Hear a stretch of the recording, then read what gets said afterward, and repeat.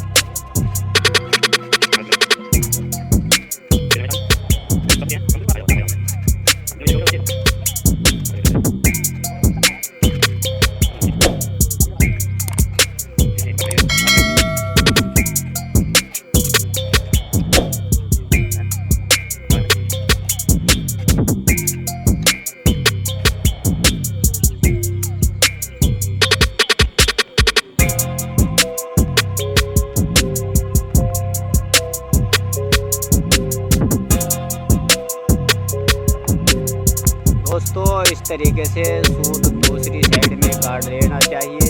ये देखिए, इससे दो फायदे होंगे। हमें एक तो बार बार सूट घेरना नहीं पड़ेगा